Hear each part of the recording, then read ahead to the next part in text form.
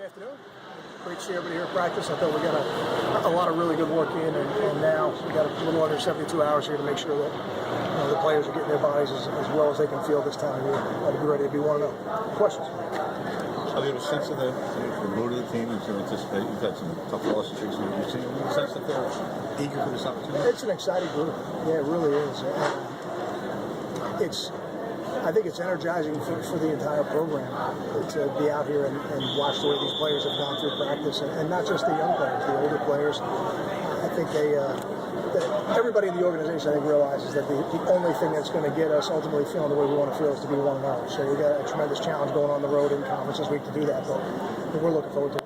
Kyle, you mentioned Andre Patton last time we were in here a couple days ago. He's made a start, he's made a catch, he scored a special teams touchdown. Is he ready to make an impact these last two games?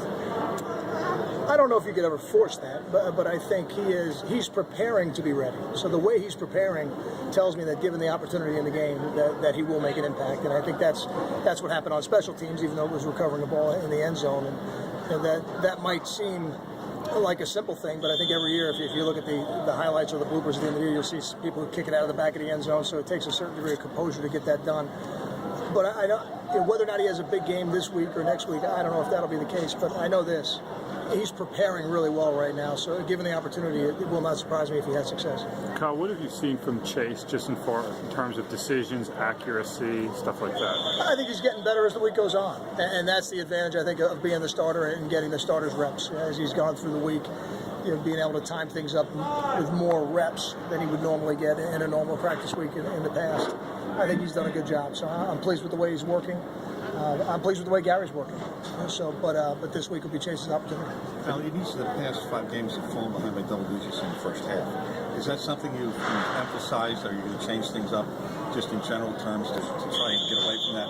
A, and then B, has that kind of forced you to abandon the running game sooner than you may have liked? I think when you get down like that, it puts you in a position to not run the ball as much as we want to run it. That's for sure.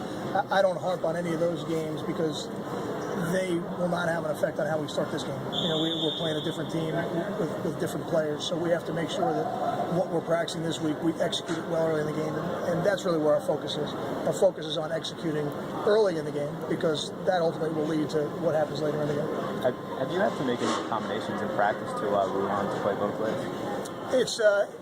We've actually practiced 2 different ways this year. At times we've been more of a pro-service type team where you'll see the offensive players running plays for the defense, et cetera, and then at other times we've been more scout team oriented. This week, I think regardless of whether or not Ruhan played both ways, we would probably been in pro-service mode just because we're down some bodies at this point. It's tough to field an entire scout team, but being in pro-service mode right now does lend itself more easily to a player playing both ways. Kyle, when you look, I know you weren't the head coach then, but when you look back at 2011 and Chase came in and you replaced Gary that middle of the South Florida game, you guys won that game and went 3-1 down the stretch. How much of that strong finish was Chase giving you guys a spark off the bench? Oh, I don't know. I'd have to go back and look at it. I have not gone back to look at those types of things. So far removed from it.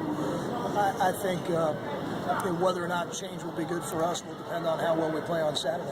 That's if we play well Saturday, people will think the change was good, and if we don't, people won't. So I think the reason we made the decision this week is because we feel Chase gives us the best chance to be 1-0 this week, and that's really the only reason. It had nothing to do with a bigger picture from last year or the year before. Kyle, based on the pass rush Darius kind of generated on the first 2 downs, could he get into a bigger role where he's playing more on 3rd downs? Are you kind of happy with where he's at? I think Darius is playing a lot of snaps on 1st and 2nd down, and could he play a big role on 3rd down? He could, but I think right now it's probably in our best interest to keep him on 1st and 2nd down because he's really, really valuable to us on 1st and 2nd down. And we've been fortunate to have you got 2 guys at that R position in Marcus and Quanzel that we get to play them together on 3rd down.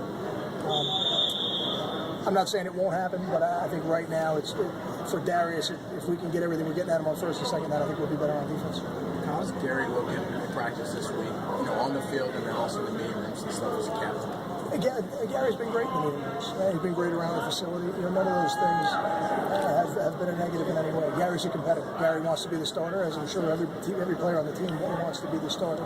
And I think he's done a good job in practice. Now, he's getting less reps than he normally would get. That's the nature of being the second quarterback, not the first. But I see him taking advantage of every rep, whether it's individual or 7-on-7 or the team periods. That's on too.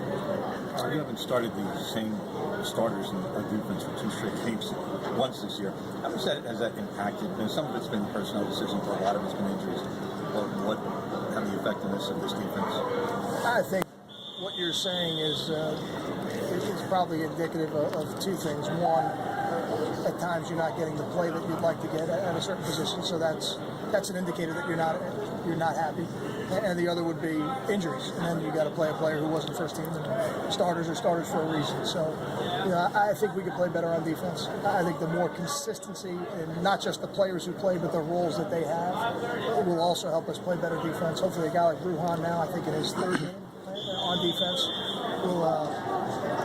will be a better player, and he should be getting better. And guys like Anthony Chaffee and Nadir Barnwell, they should be better players. And we don't have.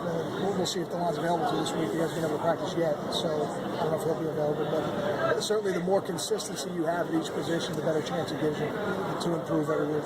Kyle, how do you kind of go about keeping like a normal type schedule with the holiday and that kind of interruption in the week? It's a little bit different for us. Today we were a little bit later than we normally would be because the class schedules did not conflict with what we were doing from a practice standpoint. And I think the fact that we practice in the morning helps us a little bit on Thanksgiving Day. I've been in other programs where we practice in the afternoon, but on Thanksgiving Day you practice in the morning to give the local guys a chance to go home. So we might be an hour later than we normally would be tomorrow, but other than that, it won't be much of an interruption for us.